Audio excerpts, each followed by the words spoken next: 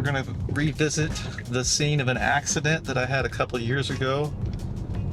And we're going to talk about some things that, less common things that you kind of find out about after you've been riding a trike for a while. So we'll get into it.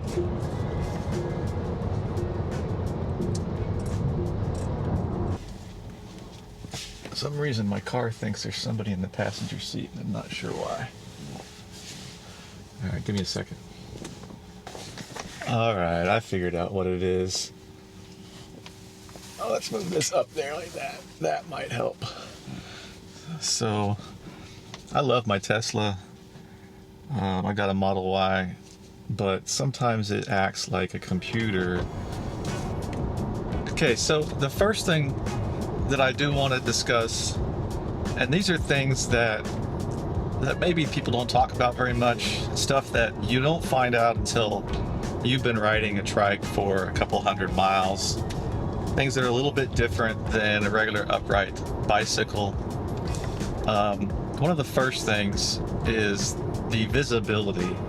If I'm in a car, and so this is a good place to start, if I'm in a car and in my visibility I can see to the left or to the right. If you're in a bicycle and you're to the left or to the right of me, I can see at least your upper body, and that's not a problem. There's a visual line of sight that's really important, especially if you're a commuter and you're in a bicycle or a trike. You have to maintain eye contact with the cars around you. If you're in front of them, they can see you just fine. There's no difference there. Even to the left.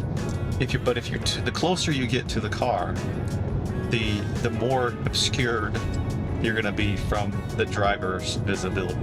So that's just something to kind of keep in mind. Now, in a lot of ways, riding a trike on the road is a little bit safer. And I think it's safer. This is of course, my opinion. Now, when I was commuting by bike, I did several thousand miles of commuting by bike for several years. I learned that you have to dominate the lane. And that makes cars have to go around you, and they give you a more wide of a berth if you dominate the lane. In a trike, you kind of have to dominate the lane. You are in the lane because you're a little bit wider, and you don't want to be way over there to the right, off the side, and you don't want to be in all that crap that's in the road. So if you're riding a trike, you're going to take up more of the lane, which is going to require cars. They're going to see you better, and they're going to go around you and give you more space. In my experience, I think they give trikes more space than they give bikes. Part of that could be because they don't know what they're looking at. It kind of catches them off guard a little bit.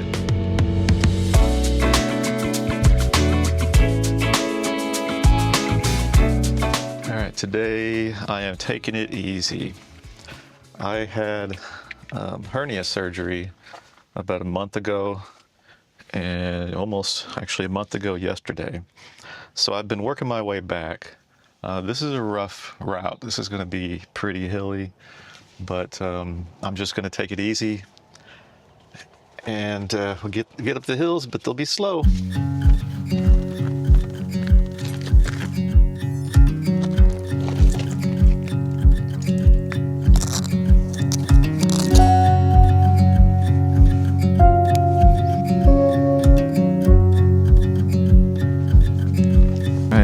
I take it back about being a little bit cold. It is not. It's nice.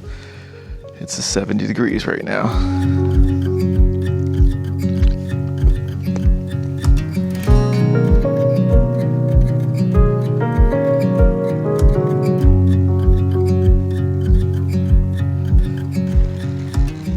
All right, the second thing that people don't really talk about, that you kind of learn after riding the trike for a while: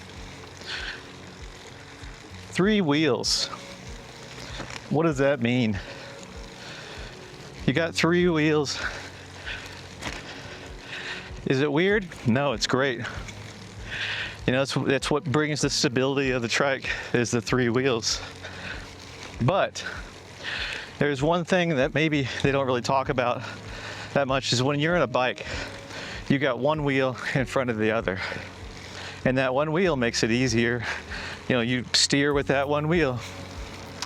Then you're steering around potholes, or you're steering around areas.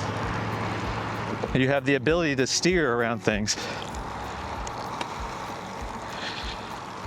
Now, with a trike, you gotta to steer around 3 lines. You have 3 tracks to think of when avoiding holes and avoiding things in the road.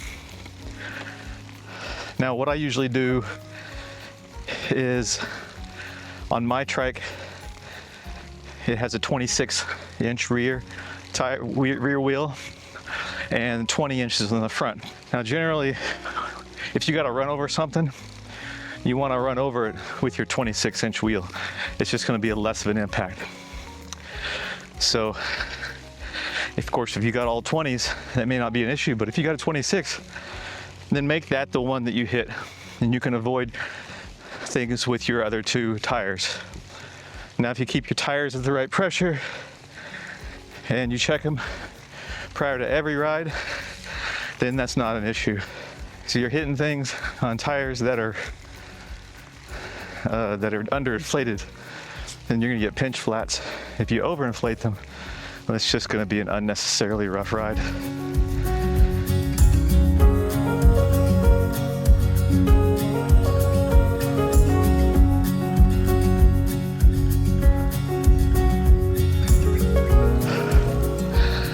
All right, well, let's talk about gearing. On a road bike, you're able to stand up and put all of your weight, or most of your weight, pushing down on a pedal.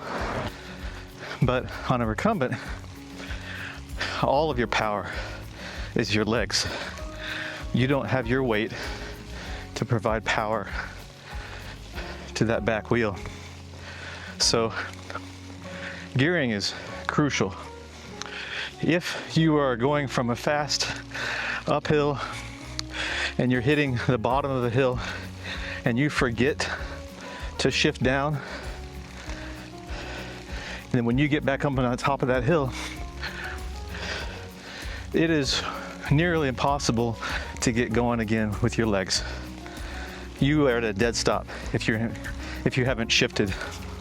The same goes if you're just riding along and you want to stop at a stop sign and you just hit those brakes and you don't gear down, then you're in the wrong gear. So going from a stop in the wrong gear, next to impossible. You just don't have the leverage to push through it.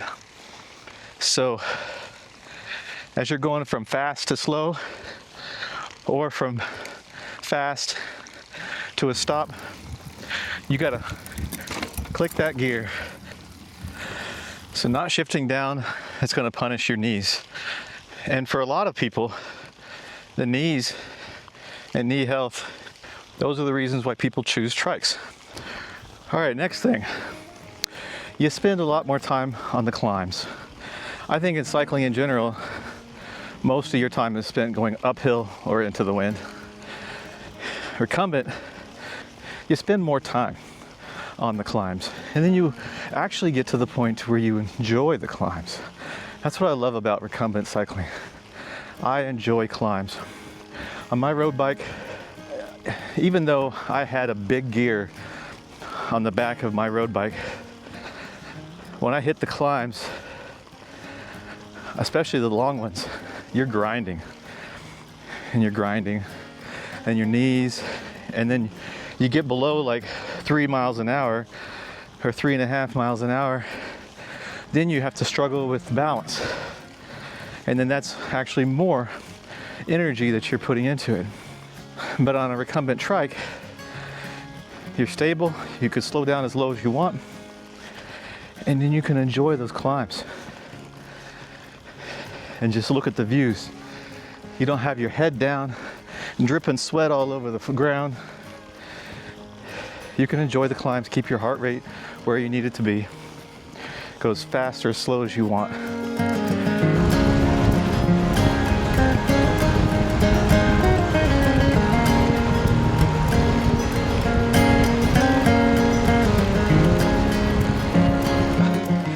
I gotta stop right here. I gotta go to the bathroom. Oh, man. All right. Go do a little bit of off-roading here. Let me switch the camera around. There we go. If I know I'm gonna be going for a couple of hours, I like to get one of these gels in me. I do have lunch. I have the sandwich on the halfway point, or wherever I choose for the halfway point to be. But I like these things right here. I'm not like sponsored or anything. I'm not sponsored for anything at all. But maltodextrin, that gets you through ride. All right, I'm gonna have to turn around, I guess.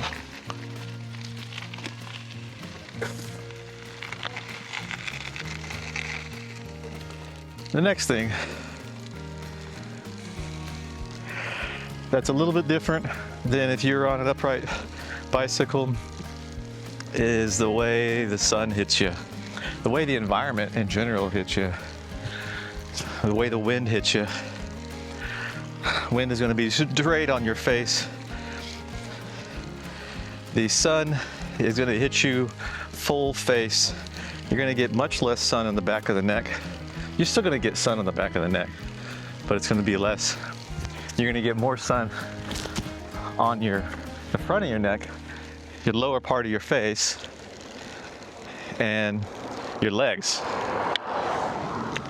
Almost the entire ride, your shins and the tops of your quads, if you're not wearing pants, they're gonna get sun.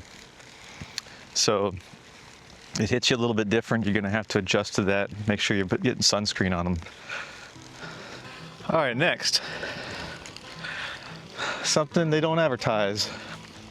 Some gear, some of the gear that you wear or some of the gear that you have or choose to get kind of just starts to make sense. One thing I hated about road cycling was chafing. It was a constant battle, putting on that bib, finding that right place to put all that grease, the anti-chafing compound. You gotta account for that, the chafing. And now I'm wearing shorts, I'm wearing a long sleeve shirt. I could walk out of this ride, get in the car, and go to the grocery store without getting any second looks. I just look like I came from the gym. So that kind of gear. The other kind of gear that you have to, that's a little bit different, I have to have a rear view mirror, or I have a side view mirror on this thing. It's got to have a side view mirror because turning around, trying to get a view of the back as far as I could turn my head without lifting my back up. So having that side view mirror helps me see. I mean, I can do this and look back whenever I'm trying to turn left. In fact, sometimes I do both of those things. I look in the mirror first and then I do a full turn. But that mirror allows me to see cars coming, allows me to see if they see me, if they're giving me plenty of space. If they don't give me plenty of space, I move over to the shoulder. I don't like riding here on the shoulder because there's a lot more nails and construction equipment and rocks and things to try to avoid. And on a road bike, I remember when I learned early on how to clip in on my pedals. I bought some Shimano SPD shoes and pedals, and I think everybody goes through this when you're on a regular upright bike, is where you're at a stoplight and you've learned, you've done the practice, and you've tried real hard. You've sat up in your living room and you clip out, you stick that leg out or that heel out, and you intentionally clip out, and you learn it. But when you get to a stop sign for the first time or the second time, and sometimes it's not even the second time, it's the third time, you forget. You just forget. it's just inevitable that you forget. And I remember falling in front of everybody. I felt like I think I was in traffic. I did not clip out properly, and I hit the pavement. So I didn't hurt myself, but it was just embarrassing. It was just my pride. But in the trike, the worst case is that you just have a little hard time getting yourself out of it. You're not falling over. You don't have to worry about unclipping at stop signs. But the clip-in pedals, it just makes them low threat. It makes them much easier to decide if you want to do it. And it is a must. It is necessary because foot suck. Your foot will get sucked underneath. But I would suggest for the ability to pull, if you want to be able to pull your pedals and push at the same time to get that extra speed, plus, you know, you're working different muscles when you're pulling. So having the push and the pull motion helps you get up hills. It helps you, whenever your legs get fatigued, you can try a different motion. You can try focusing on a different cadence, a different pull, push, pull, or pull down, or push forward. You know, you got a quadrant in your pedaling stroke. If you don't have clip-ins, then you're stuck with push, push, push, push, and that's it. So, got to get the clip-ins.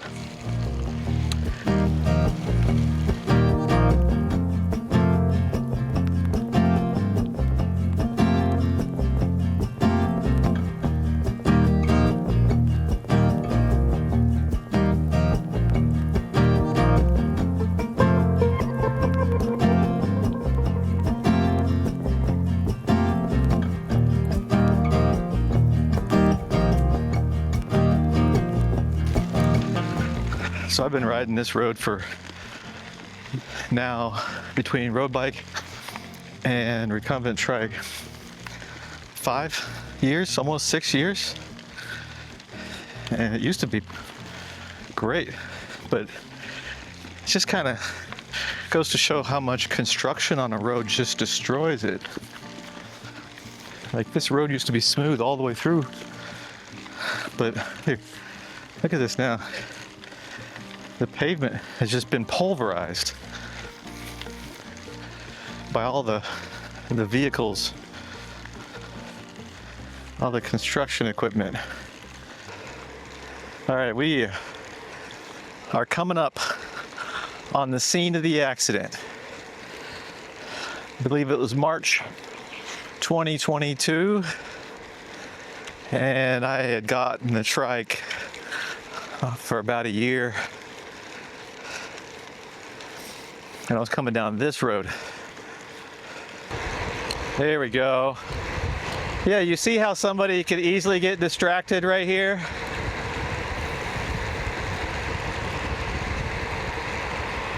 This is beautiful. 34 miles an hour right now. Pedal to the metal. And then boom. Stop sign. I did that just fine. We're gonna slow down, but we're gonna come in hot right here. Right there. Cattle grade. Oh my gosh. And I was fine. Up until this point, I was good. I just got a warning on my GPS saying sharp bend. So it wasn't like I didn't know it was coming. But I had some speed coming through here. And there. And here's the S curve right there. Can you see that? And I got some speed. And right about right here, a lizard ran across my path. I let off the brakes. And then I did not get onto them fast enough. And I came around. I could not stop fast enough. I came around, hit some gravel right here, and I ended up right there in the ditch. I'll see if I can include some pictures in that, but right here, that S curve coming down that hill right there. Could not stop fast enough to get around the curve because I just let off the brakes just a little bit. But I ended up on my back, scraped up all on my left side, right here in this beautiful valley. Not a bad place to go, except there's no cell reception. Let me show you some pictures. So my thigh, my backside, my glute, my left buttocks, and my arm was all scraped up. It was in pretty bad shape. And let me show you the damage to the trike. You can see that scrape, got it. My shifter got damaged right there, and then it scraped up my wheel a little bit right there on the hub. You can actually kind of see where the tire is. It was all scraped up right there. If that had punctured, then I'm just waiting on somebody, and you can't just wait on somebody with a car. I mean, unless you want to leave your trike sitting out here in the middle of nowhere, you got to wait on somebody with a truck. You can load the truck in the back and get you to the hospital. Actually, I wasn't all that bad. And there's a little damage on the end of the crank. I didn't have these pedals on there at the time, so those pedals were fine. Oh, there's someone right there too. Right there as well. So, but everything was functional. The alignment was fine. I didn't run into any issues with the alignment. No actual mechanical or structural damage. So I was very happy with that. But I ended up going right back up the hill and trying to call my wife, trying to get help. I ended up not getting any help because I couldn't find any cell reception. By the time I did get cell reception, I was already on my way back. But we are 12, almost 13 miles back from where we started. I had to go all the way back, 13 miles back, bloodied up. My pants are all ripped. I think you could probably see my underwear if you drove by, but I was in pretty bad shape. Just skin though. It was just a flesh wound, only a flesh wound, but there were rocks. Yeah, there were rocks stuck in my skin. There were some small rocks that were embedded in whatever else I happened to pick up. But yeah, it was a pretty gnarly. I got some pretty gnarly scars on my calf and on my arm. But that brings me to the helmet conversation. Now, helmets, not everybody's favorite subject when it comes to trikes. Now, I think most people would agree that a bike needs a helmet, unless, of course, unless you're Dutch. And then I don't think they even wear helmets over there. But then again, they're not racing around like Americans do. We tend to turn our hobbies into sport pretty quick. So it's all about going faster and going better than somebody else. But I think everybody agrees helmets are good if you're on a bike. And helmets are necessary. Now, I'll be the first to admit that I'm not always wearing a helmet. I am today. Today was about going down the hills, having as much fun as possible, not pushing myself too hard up the hills. So, helmet was necessary today. Sometimes I wear a hat. If it's flat and I'm going 10 miles an hour, I'll wear that hat. That fall, I was wearing a helmet, which is why I had to get a new one. Although it wasn't damaged, there was no scrape on it. I just kind of got it replaced as an excuse to get it replaced. But a fall in a trike might be a little bit different. I am not a helmet expert at all, but I think it is logical to assume that a fall on a trike might be a little bit different than a fall on a bike. I do know that most helmets, at the very bare minimum, the standard for cycling helmets, the CPSC standard, has most of the impact happening at the top. So if you watch videos of them testing a helmet, they're testing the fall from the top or the side of the front of the helmet. And that works well for over the bar falls. So where if you hit something in front and you go head first into the concrete. But I found myself on my back on this wreck. I was on my back, which means I hit the back of my head, or I would have hit the back of my head pretty hard on a trike because of the way that I was turning, and the only way that this trike turns over is with a significant amount of force on the turning, and it catching that tire, and then it just then dumps you out that way. So you're getting dumped out the side of the trike. So it stands to reason for me that you need some sort of back of the head protection, which is why you'll notice that the helmet that I use, and whenever I'm trying to get crazy, try to get some speed, has a little bit more back of the head protection, just in the event that I do that again, which I won't do that. I won't make that same mistake again for sure. It'll be another mistake, but not that one.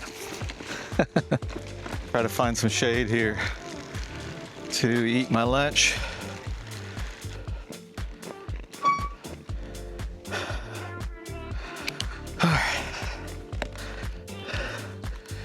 Another thing about trikes, my feet are unclipped right now.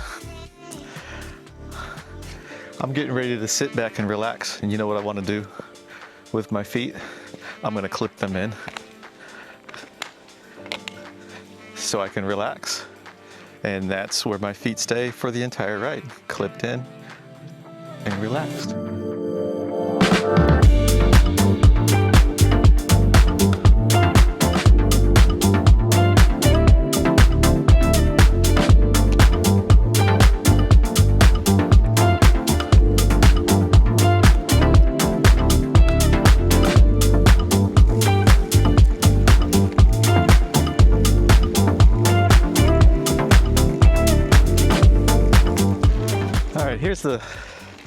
Here's the last thing.